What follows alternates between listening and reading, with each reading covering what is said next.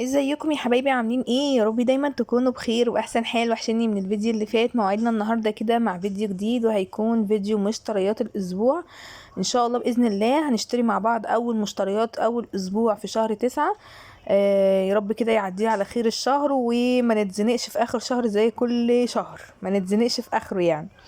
خلاص، ويا رب تكون فيديوهات التوفير او الميزانية بتعجبكم وبتستفادوا منها حتى لو بمعلومة بسيطة. الحمد لله بيكتب لي تعليقات حلوة جدا على الفيديوهات بتاعة الميزانية اللي بعملها، فشكرا جدا ليكم. انا بحاول والله افيدكم. انا زيكم، انا برضو ساعات الميزانية مني بتقع، ساعات باجي اخر الشهر برضو ببقى مفلسة عادي جدا.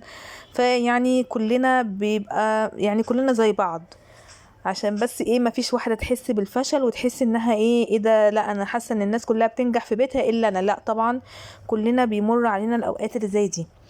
يلا بينا نخش في الفيديو. متنسيش تحطي لايك. بص بقى، انا النهاردة نزلت بكام؟ نزلت ب200 جنيه بس. بصراحة انا الحمد لله كنت جايبة كل حاجة، جايبة خزيني وجايبة منظفاتي وجايبة اللحوم بتاعتي. فالحمد لله مليت بيتي بكل حاجة انا محتاجاها، وبكميات كمان ان شاء الله باذن الله اللي هتكفيني الشهر كله. فانا قلت هنزل ب200 جنيه، ويلا بينا نشوف كده ال200 جنيه دول جابوا لنا ايه، وهل جابوا كل حاجه انا محتاجاها ولا لا. فيلا بينا كده. رجعت بفلوس؟ لا طبعا ما رجعتش بفلوس، هي ال200 جنيه اتصرفت بكل مليم فيها. طيب مبدئيا كده، اول حاجه انا جبت الطماطم دي. عايزه اقول لكم ان الطماطم في السوق رجعت تاني غليت ب12 جنيه. انا جبت بصراحه، قلت له في الاول انا عايزه كيلو وربع طماطم، بس حسيتهم حبه قليلين، فقلت له لا خلاص كملهم 2 كيلو. فجبت 2 كيلو بال24 جنيه. لو عايزه تحسبي ورايا احسبي. انا زي ما بنزل زي ما بقول لكم زي ما بجيب، يعني انا مش بقول حاجه وكميات بتكون حاجه تانية، لا. دول 2 كيلو من الطماطم ب24 جنيه. دي كده اول حاجة. حاولت ان انا اعتمد على الحاجات الاساسية اللي لازم تكون موجودة في كل بيت، اللي الاسبوع ما ينفعش يمشي من غيرها. طبعا ده بالنسبة لي انا. تاني حاجة جبت البطاطس دي. البطاطس برضو ب14 جنيه. انا مش عارفة يا جماعة، الحاجة مش عايزة تنزل، بس انا قلت بقى مش هقعد احبط نفسي واقعد اقول بقى ايه الحاجة غالية والحاجة نار والحاجة مش عارفة ايه. انا قلت بصوا الحمد لله والله العظيم فعلا ربنا بارك في ال200 جنيه، وجبت حاجات جميله، جبت خضار وجبت فاكهه وجبت حاجات من الخزين، لاني ما جبتهاش من ضمن مشتريات الشهر. قلت هبقى اجيبها من ضمن فلوس الاسبوع الشهر ده. خلاص، فالحمد لله انا رجعت يعني متوفقه جدا في النزوله، والحمد لله صرفت 200 جنيه بس. جبت البطاطس دي، قلت له حط لي ب20 جنيه بطاطس. الكيلو منها ب14، قلت له حط لي ب20 جنيه بطاطس. طبعا اي واحد بتاع خضار بيبقى عنده الميزان اللي هو بالاسعار. جبت كمان البصل نفس السعر، بقاله كام شهر على نفس السعر ب20 جنيه. فانا جبت كيلو واحد بس ب20 جنيه. يعني كيلو برضو هيقضيني الحمد لله الاسبوع، وهيكفي باذن الله. خلاص، فجبت كيلو واحد بس، يعني ما اصل هكتر هجيب اكتر من كده الميزانية بتاعتي هتبوظ، وفي نفس الوقت يعني هو سعره مش رخيص بصراحة. فجبت كيلو. كده بالنسبة لي الثلاث انواع الاساسية في الخضار الحمد لله جبتهم.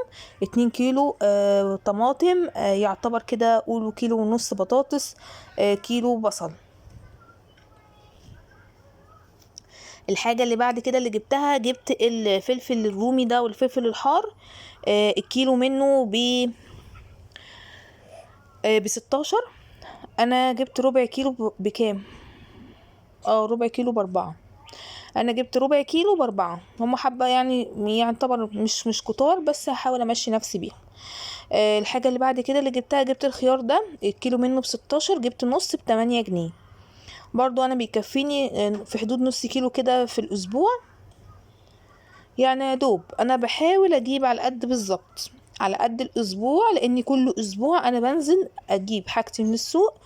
فما اجيبش بكميات مثلا كبيره والاقيها مثلا تدبل، وخصوصا الخيار بيدبل جدا، بيدبل بسرعه يعني. الحاجه اللي بعد كده اللي جبت البتنجان ده. بص، البتنجان الرومي ده او البتنجان اللي هو بتاع المحشي، الاتنين نفس السعر ب8 جنيه. فانا نقيت كده بتنجانتين، قلت عايزه اعملهم صينيه مسقعه في يوم. خلاص، وجبت الباقي بتنجان اللي هو المخلل ده، اعمله بقى محشي، اعمله مخلل، بس انا بصراحه جايباه عشان اعمله مخلل. البتنجان ده كده كله على بعضه الكيلو منه ب8، انا جبت كيلو وربع ب10 جنيه. بصراحة من الحاجات اللي ما بتخسرش. انتي مثلا بقى مش عايزة تجيبي بتنجان، ممكن تجيبي مكانه كوسة، ممكن تجيبي مكانه بامية، ممكن تجيبي مكانه مثلا اي نوع خضار انتي حباه، تجيبي مكانه جزر. انا برضو الجزر ما جبتوش الاسبوع ده لاني مش محتاجة جزر، او بمعنى اصح لقيته اصلا مش حلو فما جبتهوش. انا والله حتى ما كنتش نازله بورقه ولا حاجه، لاني انا ما نزلتش في نفس اليوم اللي بنزل فيه السوق، انا كنت في مشوار. وانا راجعه قلت يلا بقى يا بنتي يا منى كده هاتي حاجتك، عشان التلاجة عندي كانت فاضيه ما كانش فيها اي حاجه خالص. ودي كانت اول حاجه انا جبتها لما دخلت السوق، هي البطاطا. البطاطا ما شاء الله نازله حلوه جدا. انا بحب الحجم ده بصراحه، لاني انا مش بشويها في الفرن، انا بسلقها وبعد كده بحطها تحت الشوايه تاخد لون بس. البطاطا دي كانت الكيلو منها ب5، فانا جبت كيلو واحد بس. يعني انا بحبها بس ما بحبش اكتر منها، عشان لما بصراحة بتبرد ما بتبقاش طعمها حلو. فجبت كيلو كده بس ما شاء الله كيلو يعني يعني بصوا يعني حبة كده محترمين.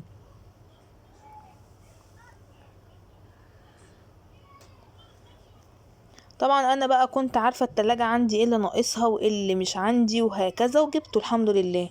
جبت كمان حزمة الجرجير دي ب2 جنيه، كنت اقول لكم بجنيه، خلاص بقى ما بقاش في حاجة بجنيه خلاص. فجبتها ب2 جنيه. ما جبتش خضره لان انا مش محتاجه خضره الاسبوع دوت. بما ان الخضره اصلا غاليه، فيعني انا بجيبها للضروره القصوى لما اكون خلاص هعمل محشي، غير كده ما بجيبهاش. بصوا بقى كمان بالنسبه للفاكهه، انا بصراحه جبت صنف واحد بس. جبت الجوافه الحلوه دي، كان بصوا شكلها مغري جدا، كانت الكيلو منها ب15، انا جبت 2 كيلو منها ب30 جنيه. عايزه اقول لكم في نفس اليوم ده اللي جبت فيه الحاجه كنت رايحه اودي ابني الكورس، فوانا راجعه لقيت البلح الرطب عند محطة المترو، فبصراحة انا برضو من عشاقه، فجبت كيلو. الكيلو كان ب20 جنيه، فانا يعتبر كده جايبة صنفين فاكهة بس. من ال200 جنيه انا جايبة كده صنف واحد بس ب30 جنيه. حابة انت بقى تجيبي نفس الصنف، حابة تجيبي حاجة تانية، براحتك. بس انا كنت اكتفيت بالجوافة دي بصراحة، ما كنتش ناوية اجيب حاجة تاني. بس انا وانا راجعة كده بقى من عند المترو، البلح بصراحة اغراني وخلاني جبت بلح. بصوا بقى كمان انا بالنسبه لحاجه الفطار، انا كنت جايبه نص طبق بيض معاكم في مشتريات الشهر، وعندي علبه جبنه، فانا مش محتاجه حاجه تاني غير المربى. فبصراحه جبتها من عند العلاف عادي، لان لقيت سعرها حلو جدا ب23 جنيه. انا لما لقيت اي نوع برطمان مربى فيه كازيون ولا بيم، لا كنت في بيم، ما لقيتش ارخص من 32 جنيه. يعني بصوا 30 وانت طالعه. فبصراحه الاسعار كانت غاليه قوي، فلما لقيت ده سعره كويس فجبته بصراحه ب23 جنيه. وده طبعا برضه يقعد معايا اكتر، ممكن يقعد معايا الشهر كله. بصوا كمان بقى عندنا واحد بتاع مخلل يعني فتح في السوق، فبصراحه قلت كده اجربه. المخلل المشكل دوت الكيلو منه ب20، انا قلت له حط لي نص كيلو ب10 جنيه. بس بصراحه ريحته حلوه جدا وطعمه بصراحه عجبني جدا جدا. فقلت ده برضه يتحط كده جنب غدوة، جنب يعني احطه كده في برطمان بقى في التلاجة وقت ما نعوز ناخد منه. جبت كمان جبت الجبنة القريش دي. كنت رايحة اجيب جبنة قريش من نفس الست اللي بتعامل معاها، بقول لها حطي لي نص على اساس ان النص ب30. قالت لي لا ده الكيلو بقى ب70، يعني النص ب35. قلت لها لا ليه؟ انا ساعتها بقى كانت الفلوس قربت تخلص من ال200 جنيه. قلت لها لا بصي حطي لي ب20 جنيه بس، لان كده كده انا بحطها في علبه بحتفظ بيها في التلاجة. لا طب ما لما تخلص اجيبها تاني عادي يعني. بس انا لازم تكون عندي جبنه قريش بصراحه، لاني بستخدمها في الجلاش اللي هو مشكل جبن، بستخدمها برضو في الفطار، فبتبقى حاجه حلوه جدا. انا اصلا كمان بحب الجبنه القريش بصراحه. فقلت لها لا بصي حطي لي ب20 جنيه بس. قلت برضه عشان خاطر الميزانية بتاعتي ما تفتحش معايا، وكان خلاص كان يعني انا كنت جبت بعد الخضار والحاجة ديت، خلاص كانت ال200 جنيه قربت تخلص يعني. بص بقى كنت محتاجة بعض التوابل، زي ما قلت لكم التوابل والبقوليات ما جبتهاش من ضمن مشتريات الشهر، فقلت كده اخليها من ضمن مشتريات الاسبوع. جبت ب5 جنيه كمون و5 جنيه كزبرة، وكمان ب5 جنيه فلفل، جبتهم كلهم مطحونين جاهزين. استسهلت بصراحة. وكمان ب5 جنيه ما بتبقاش كمية كبيرة، فلما هجيبها بقى حصى ممكن يعني قلت لا لو كانت ب10 جنيه كان ممكن اجيبها اللي هي الحصى. كمان جبت كيس فروتي تفاح دوت، انا بحب اعمله مثلا زي اللوليتا، او اخليه عندي مثلا حبينا نشرب عصير من وقت للتاني بخلي حاجه عندي كده احتياطي. الكيس ده كان ب2 جنيه ونص. بص بقى كمان من نفس العلاف قلت له انا عايزه اكياس كاتشب ومايونيز. قلت له عايزه ب6 جنيه اكياس كاتشب، على اساس ان انا كنت بجيب من عنده اللي هو الماركت هاينز بيتباع الاتنين بجنيه. فقال لي لا ده نوع جديد كده نازل والاربعه بجنيه، مش الاتنين، يعني الضعف بالظبط. فيعني بصوا ما شاء الله رمى معايا كميه محترمه. بس انا بصراحه بقى مش عارفه ده طعمه ايه، فقلت اجربه، عجبني ابقى اجيب تاني، ما عجبنيش خلاص بقى ايه ارجع تاني لهاينز، لاني اصلا شويه شويه هيمنعوا اصلا الاكياس اللي هي بتاعت هاينز اللي هي الصغيره دي، هيبقى يخلوها كلها كبيره كده زي المايونيز. فطبعا هيبقى غالي اوفر، يعني الكيس هيبقى ب2 جنيه، لا يبقى انا عندي اوفر ان انا اجيب الازازه.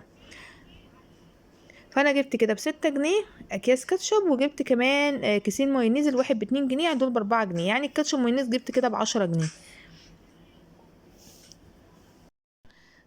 بس كده، وهي دي الحاجات اللي انا جبتها والحمد لله. طب فين يا منى البيض؟ زي ما قلت لك انا كنت جايبه نص كرتونه بيض اول مشتريات الشهر مع خزين الشهر اللي انا صورته لكم.